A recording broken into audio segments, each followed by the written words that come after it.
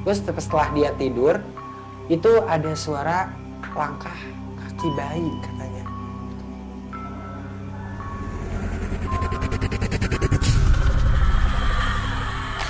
Selamat malam semuanya. Balik lagi dengan aku Tia Zidan Koswara dan Gian Nugraha.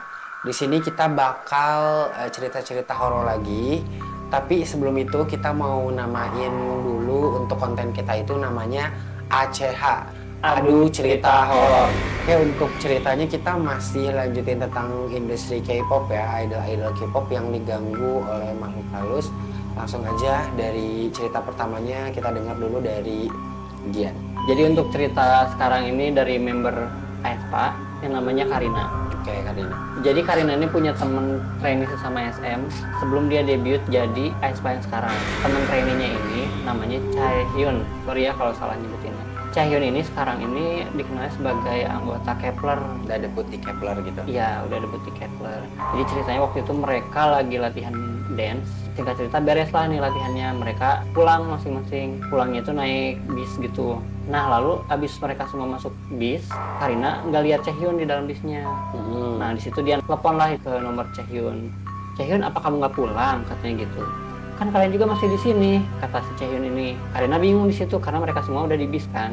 Emang kamu masih di mana, Chaehyun? Aku masih di dalam gedung, katanya. Karena di situ tuh Chaehyun ngerasa si member lain tuh masih pada di luar ruangan si latihan ini karena suara kaki mereka tuh masih terdengar sama si Chaehyun ini. Dan Karina pun ngedengar emang ada suara langkah kaki gitu di luar ruangan itu. Lewat teleponnya. Iya, lewat teleponnya. Di situ Karina kaget. Chaehyun, kita semua udah di dalam bis. Chaehyun udah mulai ketakutan. Setelah Chaehyun dengar Karina udah di dalam bis, dia langsung keluar dari gedung itu. Dan setelah itu pun dengar-dengar dari Chaehyunnya, dia tuh ketemu sama petugas bersih-bersih yang ngalamin hal yang sama dengan Chaehyun. Setiap kali dia bersih-bersih di luar ruangan latihan ini, sering terdengar ada suara kaki di dalam ruangan latihannya. Makanya petugas ini nggak pernah ngebiarin pintunya nutup karena dikira dia ada yang lagi latihan di dalam. Nah sekarang aku mau cerita tentang Winter Aespa juga. Nah kalau Winter Aespa itu di asrama tuh sering ngalamin mimpi buruk.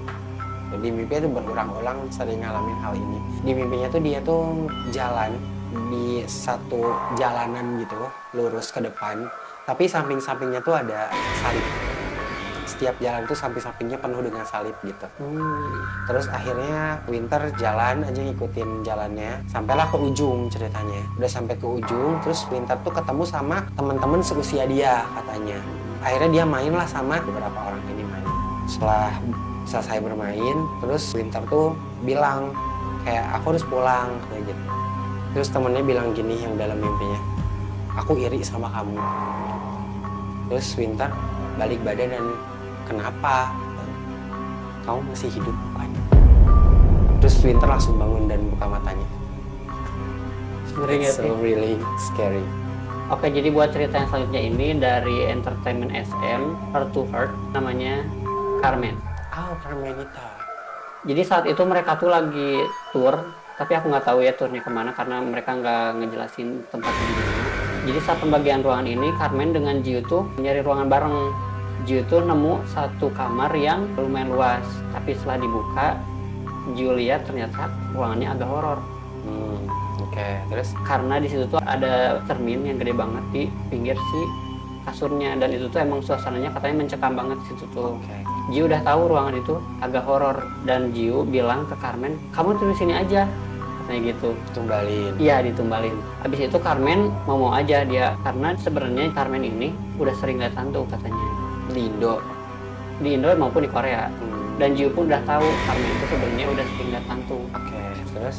Nah, habis dari situ mereka bersih-bersih bareng sama Carmen karena dia kayaknya takut kali ya. Dan posisi Jiu tuh berseberangan dengan kamar Carmen. Habis bersih-bersih, udahlah mereka tidur di kamar masing-masing. Kita cerita pukul 3 pagi, Carmen bangun duluan. Sini Carmen lihat ada yang duduk. Awal-awalnya Carmen nggak bisa lihat terlalu jelas karena emang Carmen tuh matanya minus. Dikira dia ada baju atau apa gitu ngegantung. Ternyata Carmen make sure beberapa kali, oh ini orang. Rambutnya panjang, pakai baju warna krem. Dia duduk ngebelakangin Carmen, jadi Carmen cuma lihat punggung sama rambutnya doang. Carmen tutup lagi matanya, buka lagi, ternyata masih ada. Sekitar berapa lama? Itu 7-10 menit kata Carmen. Bukan salah satu membernya, bukan? Kan.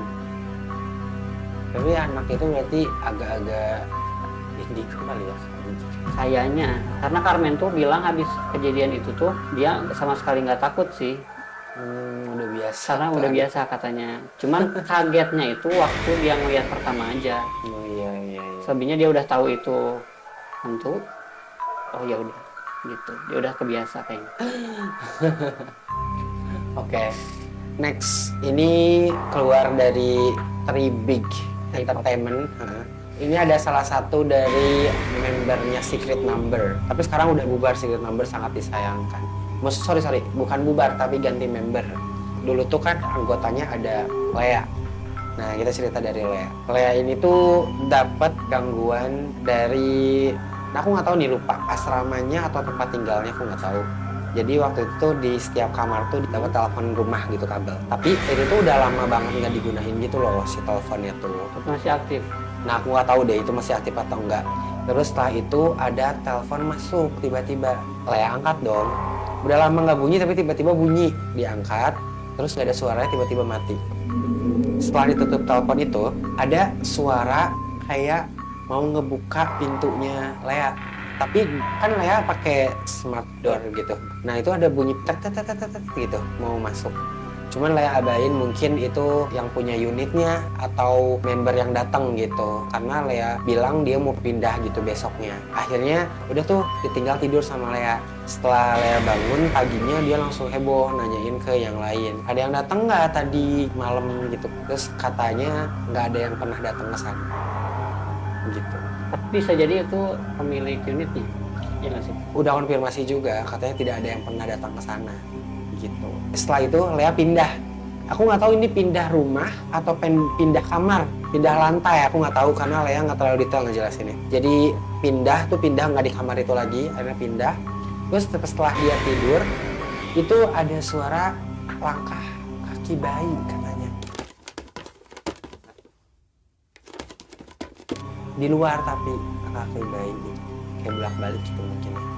Terus akhirnya Lea coba periksa dong. Pergilah ke salah satu kamar member. Pas datang dibuka pintunya, Lea ngeliat dekorasi bayi gitu.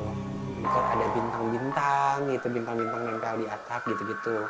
Biasa-biasa bayi. Lea mikir, apa beneran ada bayi di sini? Orang di situ pada aneh, karena nggak akan pernah ada bayi di situ. Iya. Jadi orang-orang berasumsinya dari cerita Lea itu bayi setan. Karena nggak mungkin ya.